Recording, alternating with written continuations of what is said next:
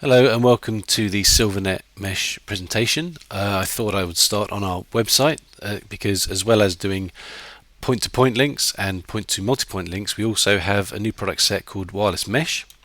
So if I click on the actual product sets here, then you'll be able to see we have a Mesh Connect 1. Now this is a 2.4 only product. It's very small, designed for indoor use. And it creates a Wi-Fi cell on 2.4 gigahertz, which is your Wi-Fi frequency, and backhaul on the 2.4 Wi-Fi frequency as well. This means that radios will connect to each other and also create you a blanket coverage Wi-Fi zone. The datasheets for this product are available at the bottom of its product page. The other product is the Mesh Connect 2, and that's available in indoor or outdoor mode, and that has a 5 gig backhaul, which is just basically bridging between the nodes, and a 2.4 gig Wi-Fi zone. So most devices that are available are only 2.4 for the Wi-Fi. Now for outdoor use you may want larger coverage areas, so we have additional external antennas. So we have a large omni and a large sector antenna that can be fitted. The datasheets for this product are also on the product page itself. To monitor and configure the equipment, we have the SilverCloud monitoring software, which I'll walk through in a moment. And if you need any further information, you can go to our support tab then in the download center, where you can download things like the brochures, the data sheets, other information, testimonials, case studies. There is firmware available, and also our monitoring software. So as long as you have an internet connection, you should be able to connect to the SilverCloud Mesh Manager. So you would just go to silvercloud.silvernet.com, and it will bring you to the login page. If you've never logged in before and you have new units to register, then you need to register an account. So you give yourself a username, a password, and confirm your password, of course, and then your email address, and then register. If you've forgotten what your password is, then you just click on the password reminder, enter in your username and email address, and it will be sent to you. So I already have an account set up, support test, and I already have the password already in. So I can click login, and it brings me up my nice front end where I can see I have Google Maps, which I can change to satellite mode, and also I can see my radios on the screen too, and I can see my 3 Connect 1 radios here as well. And you can see all your radios. You can see the uptime, the unit name, IP address, the MAC address of the radio, the mesh MAC address, how many users are currently connected onto the radios over the Wi-Fi, uptime 11 days, the last time they checked in, because each radio checks into the cloud to check to see if there's any updated configuration to download, how much memory is free, and then how many hops the radio is going over, one from each radio back to the first one, any latency through the system, firmware version, and then current mesh speed. Now what you'll find is the mesh speed will slow down when there's not much traffic going across it, and as you can see there's no users connected, so it's running quite slow. So on the left are the main tabs to configure your network. So if I start at the bottom, info and support, you can see here's our contact details, and then there's the mesh quick setup guide and also the mesh user guide. It's definitely worthwhile reading them before you start doing any installations. After reading these, normally you'd want to create a network. So you'd create a network here, you give it a network name. So I'll call this one test 1, and enter in your email address, check your time zone. So I just leave it on UK. I'm running it with internet, and a world map where I can upload a custom map, environment indoor or outdoor, so I'm going to change it on to indoor, and I'll be creating, I don't know, a Connect 2 network. Now in addition to the standard public Wi-Fi cloud that you have, you also have up to 7 additional private SSIDs that you can create here as well. Now for this demonstration I'm just going to leave one, so I'll just click create a network. Fantastic, so I've created a network, and if I click on current network at the top right, you can see I have test 1 in there. Now you can create as many networks with one login as you'd like, and then within each of your networks you can add multiple radios. To add radios to the network, there's 2 ways. You can import the mesh radios. So if you've created a Excel spreadsheet with all your MAC addresses already on, then you can just choose the file and upload it, and that'll import it straight in. Or you can manually add a mesh radio, give it a name, enter its MAC address. So there's a sticker here. Where's the MAC address on the radio? There's a sticker.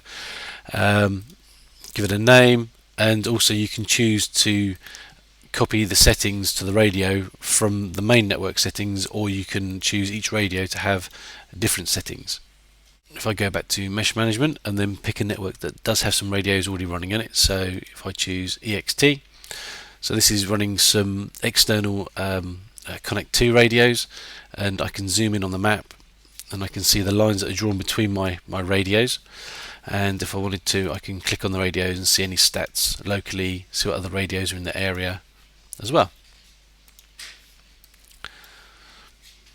If I wanted to edit these radios, then I could click on edit, and I could move that radio around on the map, and I can choose to disable auto reboot. So if the radio loses internet connection, then it will auto reboot.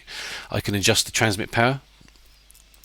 I can change the password for that individual radio if I wanted to log into it via the web browser straight onto the radio.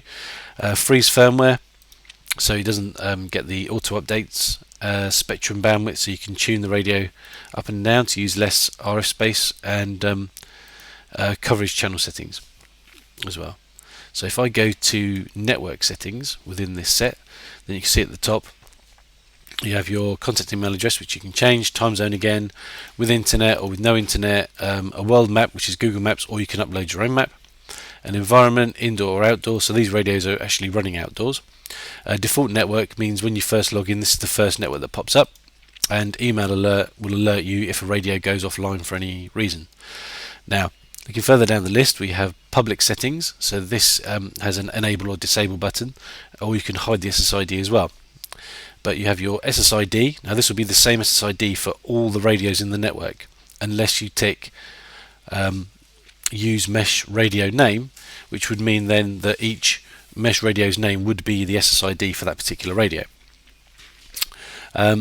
Minimum signal strength of client, so this is for roaming, so when you have multiple radios across a site, then this will adjust what level your client radio is disconnected, so it can hand over to the next.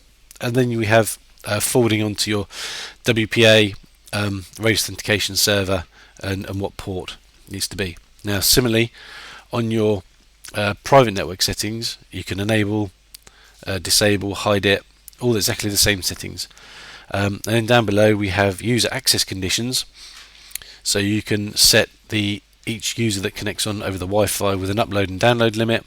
You can force them to go through a user agreement, go through a splash page first, and then after they've logged on, be forwarded through to your website. And as well, you can forward them through to your hotspot if you're running a hotspot access system to collect revenue. You can do that here too. And also down in the bottom we have in advanced settings reboot disabled, so this means that if for any reason your internet goes down, then your radios don't start rebooting. Transmit power, you can turn down the radio power on all the system. Password is the default password for logging into each radio. Freeze firmware means it won't have any updated firmware applied to the radio. SSID 1 isolation, SSID 2 isolation just means that between your public and your private SSIDs, if any users connect on, they can't access each other's computers.